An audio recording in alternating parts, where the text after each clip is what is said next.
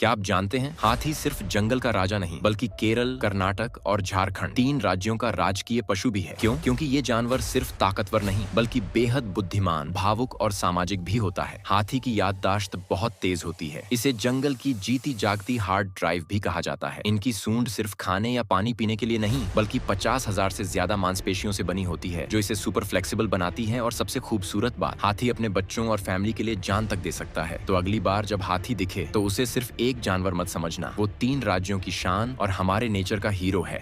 सोचो, अगर इंसानी आंख एक डिजिटल कैमरा होती तो उसमें कितने मेगापिक्सल होते? रुको, जवाब सुनकर हैरान रह जाओगे। वैज्ञानिकों के मुताबिक इंसानी आंख की क्षमता करीब 576 मेगापिक्सल होती है। जी हाँ, 576 मेगापिक्सल। मतलब आज के सबसे महंगे DSLR कैमरे भी इसके सामने बच्चे लगते हैं। हमारी आंखें हर सेकंड लाखों रंगों और डिटेल्स को कैप्चर करती हैं। हम बिना किसी प्रोसेसिंग के real time 3D ultra HD video देख रहे होते हैं, वो भी बिना बैटरी और बिना चार्जर के। और सबसे कमाल की बात ये है कि ये कैमरा कभी स्टोरेज फुल नहीं कहता। अब सोचो, अगर हमारी आंखों में झूम, स्लोमो और नाइट विजन जैसे ऑप्शन होते तो इंसान सुपर हीरो ही बन जाता। तो अगली बार जब कोई कैमरा खरीदो तो एक बार अपनी आंखों को जरूर देख लेना, क्योंकि तुम पहले से ही दुनिया के सबसे एडवांस कैमरे के मालिक हो। और लाइक सब्सक्राइब जरूर करना।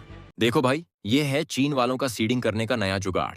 चीन वाले खेतों में बीज की बुवाई करने के लिए कुछ इस तरह पहिया नुमा बुवाई गैजेट का इस्तेमाल करते हैं। और देखो, जहां पर हमारे इंडिया के किसान धान और गेहूं कटाई करने के लिए ऐसे मशीन का इस्तेमाल करते हैं, तो वहीं पर चीन वाले मिर्च की फसल काटने के लिए ऐसे मशीन का इस्तेमाल करते हैं। और देखो, यह इंसान इस बर्फ को क्यों तोड़ रहा है। दरअसल मंगोलिया में ठंड के महीने में काफी बर्फ पड़ता है, जिससे नदियों के पानी भी जम जाते हैं। इसलिए मंगोलिया के रहने वाले लोग नदियों के बर्फ तोड़कर के उसके अंदर जमी हुई मछलियों को निकाल लेते हैं। क्या आपने कभी ऐसे समंदर को देखा है जो अंधेरे में नीली रोशनी से चमकता हो? यह जो चमक आप देख रहे हैं, यह कोई इफेक्ट नहीं है, यह पूरी तरह से रियल है। इस पानी में छोटे छोटे जीव होते हैं जिसे प्लवक कहते हैं। जब पानी में हलचल होती है तो यह जीव एक खास केमिकल छोड़ते हैं। वह केमिकल जब ऑक्सीजन से मिलता है तो नीली रोशनी पैदा होती है। इसी वजह से समंदर रात में जादू की तरह चमकने लगता है। यह नजारा कैलिफोर्निया और फ्लोरिडा जैसी जगहों पर देखा जा सकता है। और यह नजारा काफी रेयर और खूबसूरत होता है, जिसे देखने के लिए लाखों लोग तरस जाते हैं।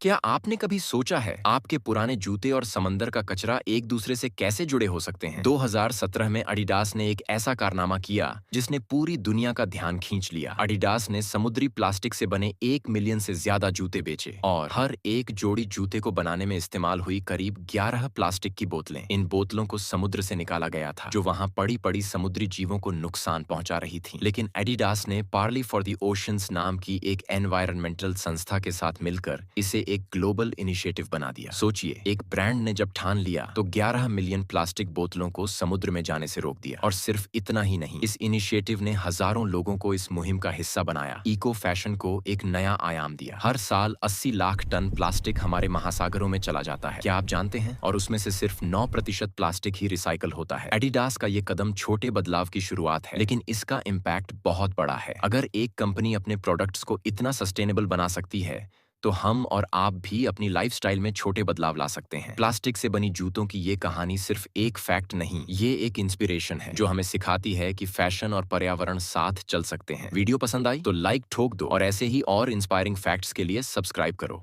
देखो, आजकल चीन वाले शकरकंदी से नूडल्स को बनाने लगे हैं। नूडल्स को बनाने के लिए सबसे पहले शकरकंदी को मशीन के अंदर डालते हैं और उसका जूस निकालते हैं, और फिर शकरकंदी के जूस को सुखा करके उसका पाउडर बना लेते हैं। फिर उसका आटा तैयार करके नूडल्स को बनाया जाता है, जिससे फिर एक लजीज और बढ़िया क्वालिटी का नूडल्स तैयार हो जाता है। देखो, यह है चाइना का सबसे खतरनाक और धार्मिक खेल। इसमें बड़े बड़े कांटेदार पेड़ की टहनियों को ला करके बिछाकर उस पर एक इंसान को चलाया जाता है। आप कल्पना कर सकते हैं कि इस कांटेदार टहनियों पर चलने वाले इंसान की क्या हाल होती होगी। और देखो, धूप में काम करने वाले किसानों को अब छतरी की जरूरत भी नहीं पड़ने वाली है, क्योंकि इस कैप को आप सर पर लगा करके बड़े ही आसानी से बारिश और धूप से बच सकते हैं।